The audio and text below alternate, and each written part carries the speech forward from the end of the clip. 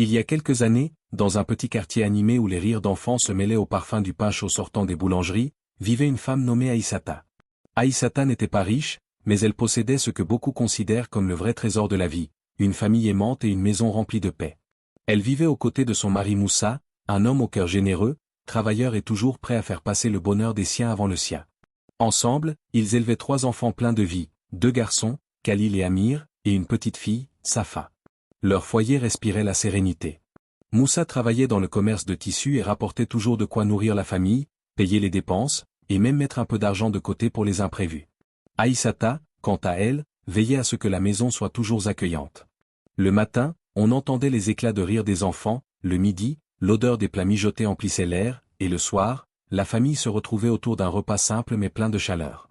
Jamais Aïssata ne se couchait sans remercier Allah pour cette vie harmonieuse. Elle se sentait comblée, bénie, et elle chérissait chaque moment passé avec les siens. Les fêtes religieuses, comme l'Aïd, étaient des instants encore plus précieux. Moussa aimait surprendre ses enfants en leur achetant des vêtements neufs, des chaussures brillantes et parfois même quelques friandises. Les petits s'endormaient le sourire aux lèvres, impatients de montrer leurs habits aux autres enfants du quartier.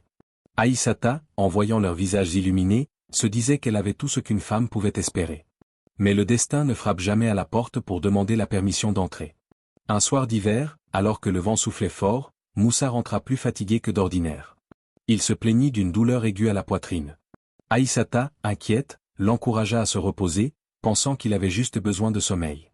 Mais quelques heures plus tard, alors que les enfants dormaient, tout bascula. Moussa, victime d'une crise cardiaque, s'éteignit dans ses bras, sans même avoir eu le temps de dire adieu. Le choc fut brutal. En un instant, la maison qui résonnait de rire devint silencieuse. Les enfants, trop jeunes pour comprendre pleinement, pleurèrent sans cesse, appelant leur père qui ne reviendrait plus. Aïssata, elle, portait à la fois la douleur de l'épouse et le fardeau de la mère qui devait désormais tout assumer seule. Les voisins et la famille vinrent présenter leurs condoléances, mais après quelques jours, la vie continua, pour les autres. Pour Aïssata, elle s'était figée. Les premiers mois, elle put survivre grâce aux économies que Moussa avait laissées. Cet argent lui permit de payer le loyer, de nourrir les enfants et d'acheter les petites choses nécessaires. Mais au fil du temps, les billets s'amenuisèrent, jusqu'à disparaître complètement. C'est à ce moment que commença la vraie épreuve. Privée de ressources, Aïssata dut faire ce qu'elle n'avait jamais imaginé, demander de l'aide. Elle alla voir ses parents, qui eux-mêmes vivaient modestement, et n'avaient rien à lui offrir. Elle sollicita ses frères, mais leurs réponses furent évasives. Certains lui donnèrent quelques pièces, d'autres détournèrent le regard, gênés. Même ses beaux-parents, qui autrefois lui témoignaient affection, lui firent comprendre que sans Moussa, elle n'était plus vraiment leur problème. Pour nourrir ses enfants, Aïssata accepta les petits boulots que lui proposaient les voisins, laver du linge, nettoyer les sols, éplucher des légumes, balayer les cours poussiéreuses. Chaque tâche accomplie lui rapportait juste assez pour acheter du pain, du riz ou un peu de lait. Ses mains, jadis douces, devinrent rêches et couvertes de gerçures. Son dos se courba légèrement sous l'effort répété. Mais elle tenait bon, parce qu'elle savait que 3 pères d'yeux innocents comptaient sur elle. Puis vint la période où le quartier s'animait pour préparer l'Aïd.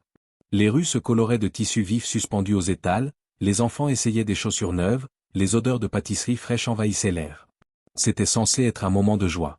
Mais pour Aïssata, c'était une épreuve supplémentaire. Ses enfants, en voyant leurs amis porter des vêtements flambant neufs, lui demandèrent « Maman, cette année, tu vas nous acheter des habits pour l'Aïd ?» Elle sentit son cœur se serrer. Elle aurait voulu dire oui immédiatement, voir leur visage s'illuminer. Mais elle savait que ses poches étaient vides. Les enfants insistèrent, se souvenant que l'an passé déjà, ils avaient porté leurs vieux habits pendant que les autres se moquaient d'eux. Chaque demande était comme une lame entaillant sa dignité, mais elle se promit intérieurement. Quoi qu'il en coûte, cette année, je trouverai un moyen de leur offrir ce bonheur. Ce vœu allait l'amener sur un chemin où se mêleraient humiliation, espoir, et une aide venue d'un endroit inattendu. Les jours passaient et l'Aïd approchait à grands pas. Aïssata, fidèle à sa promesse silencieuse, se leva chaque matin avec une seule idée en tête, trouver de quoi offrir des vêtements neufs à ses enfants. Elle commença par frapper à la porte de ses parents. Sa mère l'accueillit avec tendresse, mais son visage se crispa dès qu'elle comprit la raison de sa visite. « Ma fille, tu sais bien, nous aussi, on peine à joindre les 2 bouts. Nous n'avons même pas pu acheter quoi que ce soit pour nous-mêmes cette année. » Aïssata baissa les yeux, tenta un sourire pour cacher sa déception, et s'en alla. Elle alla ensuite voir ses frères. L'aîné, les bras croisés, lui répondit d'un ton sec. « Cette fois, je n'ai rien acheté pour moi non plus. Qu'est-ce que tu veux que je te donne ?» Le cadet, embarrassé, se contenta de détourner le regard en prétextant des dettes à rembourser. Rien. Pas un seul billet, pas un geste concret. Elle se dit alors, peut-être que mes beaux-parents auront plus de cœur. Mais là encore, l'espoir fut brisé. Après quelques formules de politesse, son beau-père, d'un ton qui se voulait bienveillant, lui lança. Tu es seule maintenant, Aïssata. Tu devrais songer à te remarier. Un homme bien t'aidera à subvenir aux besoins de tes enfants. Ces mots la frappèrent comme une gifle. Elle pensa, un homme qui n'est pas leur père, comment pourrait-il les aimer comme Moussa le faisait? Dans son esprit, cette idée était inconcevable.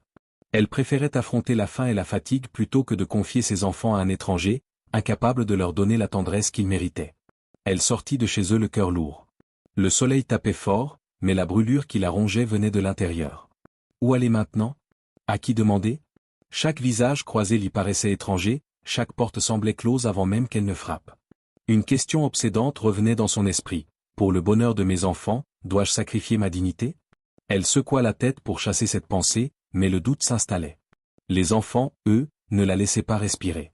Chaque jour, ils répétaient avec insistance. Maman, cette fois, tu dois nous acheter des habits et des chaussures pour l'Aïd. L'an dernier, on s'est moqué de nous. S'il te plaît. Leurs paroles étaient innocentes, mais pesaient lourd sur son cœur.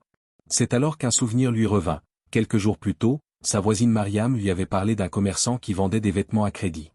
Il te donne tout de suite ce dont tu as besoin, et tu le rembourses plus tard. Tant que tu respectes ces conditions, il ne te fait pas de problème, lui avait-elle expliqué. À cette idée, une petite lueur d'espoir traversa l'esprit d'Aïssata. Elle se dit, et si c'était la solution? Mais Mariam avait ajouté une phrase qui, sur le moment, l'avait intriguée. Ces conditions sont particulières. Pas tout le monde peut les accepter. Aïssata, surprise, avait répondu. Je ne veux rien de mal. Je veux juste des vêtements pour mes enfants. Alors va voir par toi-même. Si ça te convient, prends. Sinon, reviens les mains vides, lui avait conseillé Mariam. Ce soir-là, seule dans sa chambre, Aïssata fixa le plafond. Elle pensa à Khalil, Amir et Safa. Elle se remémora leurs visages déçus l'an dernier, leurs yeux fixés sur les habits neufs des autres enfants. Et elle se fit une promesse, je ne rentrerai pas sans solution. Le lendemain matin, elle prit son foulard, resserra son voile autour de son visage, et se mit en route vers la boutique dont Mariam lui avait parlé. Elle ignorait que derrière cette porte, l'espoir qu'elle portait allait se heurter à quelque chose de bien plus sombre que la pauvreté elle-même. La boutique indiquée par Mariam se trouvait au bout d'une ruelle commerçante, bordée d'échoppes où l'on vendait des tissus chatoyants, des foulards brodés et des chaussures brillantes. Aïssata poussa timidement la porte. Derrière le comptoir, un homme d'une quarantaine d'années leva les yeux vers elle. Il portait une chemise repassée, un parfum prononcé, et un sourire qui semblait poli, en surface. « Bonjour, ma sœur. Que puis-je faire pour vous ?» demanda-t-il. « J'ai entendu dire que vous vendez à crédit, » répondit Aïssata, un peu hésitante. L'homme acquiesça lentement. « Oui, c'est vrai. Mais nos prix sont un peu plus élevés, et nous avons certaines conditions. » Il se pencha légèrement vers elle. « Beaucoup de gens prennent et ne reviennent jamais payer. Alors, pour nous protéger, nous avons un système. » Aïssata, soulagée d'abord, pensa à un simple contrat à signer. « Dites-moi vos conditions. Si c'est quelque chose que je peux accepter, je le ferai. » Le vendeur sortit un gros cahier relié, le posa sur le comptoir et dit. « Tout est écrit ici. Lis tranquillement. Si tu es d'accord, tu auras les vêtements. Sinon, tu pars en silence. » Elle ouvrit le cahier et commença à lire. Dès la première ligne, ses mains tremblèrent. Toute femme qui souhaite acheter à crédit doit d'abord se tenir entièrement nue devant nous, sans voile, sans vêtements, rien. Nous filmerons la scène en entier, avec son visage clairement visible. Cette vidéo restera en notre possession jusqu'au remboursement intégral. En cas de non-paiement, elle sera diffusée sur un site obscène, et les gains couvriront la dette. Aïssata sentit un frisson glacial remonter le long de son dos. Ses yeux devinrent humides, mais elle continua de lire, poussée par une sorte de stupeur. La deuxième condition était encore plus sordide. Si la cliente refuse la première condition, elle devra entretenir des relations intimes avec nous chaque fois que nous l'exigerons, et cela jusqu'au remboursement complet. En cas de refus, nous publierons la vidéo ou déposerons une fausse plainte à la police.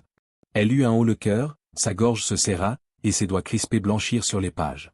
Enfin, la troisième condition. Si elle refuse les deux premières, elle devra signer un acte nous donnant le droit légal de saisir sa maison en cas de non-paiement. Ce document aura valeur juridique et sera irréversible. Aïssata releva les yeux, son visage livide. Sa maison était en location, donc cette option ne la concernait même pas. Sans un mot, elle referma doucement le cahier, le reposa sur le comptoir, et tourna les talons. Ses jambes tremblaient, son cœur battait trop vite. Elle franchit la porte, le souffle court, quand son regard croisa celui d'un autre homme, juste en face. C'était le propriétaire d'une petite boutique de vêtements. Il avait observé la scène de loin, et semblait avoir deviné ce qui venait de se passer. Il l'appela doucement. « Ma sœur, viens chez moi. Si tu veux des vêtements, je te les donnerai à crédit. Tu paieras quand tu pourras. » Aïssata, encore secouée, répondit aussitôt. « Frère, je ne peux pas accepter vos conditions. » « Je n'ai aucune condition, la coupa Théil. Pas de vidéo, pas de contact, pas de signature. Seulement le sourire de tes enfants. » Mais Aïssata, méfiante et blessée, recula. « Non, je préfère ne rien prendre. » L'homme comprit qu'elle ne lui faisait pas confiance, et ne la força pas. Lorsqu'elle s'éloigna, il la suivit discrètement, notant l'adresse de sa maison. Le soir même, il glissa une enveloppe remplie d'argent sous sa porte, sans nom, sans mots, sans attendre de reconnaissance. Le lendemain matin, Aïssata se leva comme d'habitude, avec la fatigue collée au corps et l'âme encore alourdie par la veille. Elle se dirigea vers la petite cour, balai en main, prête à commencer ses corvées. Le ciel était clair, les oiseaux chantaient, mais pour elle, la lumière du jour semblait terne. En ouvrant la porte, elle s'arrêta net. Juste là, sur le sol, devant le seuil, reposait une enveloppe brune, légèrement froissée sur les bords. Son cœur se mit à battre plus vite. Elle regarda autour d'elle, la ruelle était calme, pas un passant, pas un bruit. Pendant de longues secondes, elle resta immobile, hésitant à la ramasser. Est-ce un piège? Qui a bien pu la déposer? Ses mains tremblaient lorsqu'elle se pencha enfin pour la prendre. Le papier était tiède, comme s'il venait à peine d'être posé. Elle rentra à l'intérieur, referma la porte derrière elle, et s'assit sur le tapis usé du salon. Lentement, elle ouvrit l'enveloppe. Ses yeux s'écarquillèrent, à l'intérieur, des liasses de billets soigneusement empilés. Elle en sortit une, puis deux, puis trois, jusqu'à réaliser que la somme était immense, bien au-delà de ce qu'elle aurait jamais espéré. Les larmes jaillirent sans prévenir. Elle porta ses mains à son visage et murmura d'une voix tremblante. « Oh mon Dieu, c'est toi? Tu m'as entendu. » Elle se souvenait encore de la prière de la veille au soir. Brisée, seule dans l'obscurité, elle s'était prosternée sur son tapis, le front contre le sol, parlant à Allah comme à un confident. « Tu sais que je ne veux pas tendre la main aux hommes, tu sais que je ne veux pas trahir ma dignité. Mes enfants réclament, mais toi seul peux ouvrir une porte que je ne vois pas. Oh Allah, si tu veux m'aider, fais-le sans que j'aie à m'humilier devant qui que ce soit. » Et voilà que la réponse était là, silencieuse mais éclatante. Assez d'argent pour vivre pendant des années, pour payer le loyer, nourrir ses enfants, et même économiser. Elle n'en revenait pas. Sans perdre de temps, elle s'essuya les larmes, prit une partie de la somme, et sortit acheter des vêtements neufs et des chaussures pour Khalil, Amir et Safa. Dans les boutiques, les enfants riaient, essayaient les habits avec excitation, se mirant dans les miroirs. Leurs yeux brillaient d'une joie pure. Le jour de l'Aïd, ils sortirent ensemble.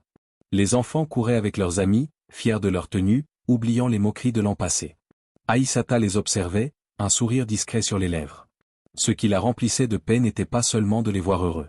C'était de savoir qu'elle n'avait pas eu à se courber devant un être humain, qu'elle n'avait pas vendu son honneur pour leur offrir cela.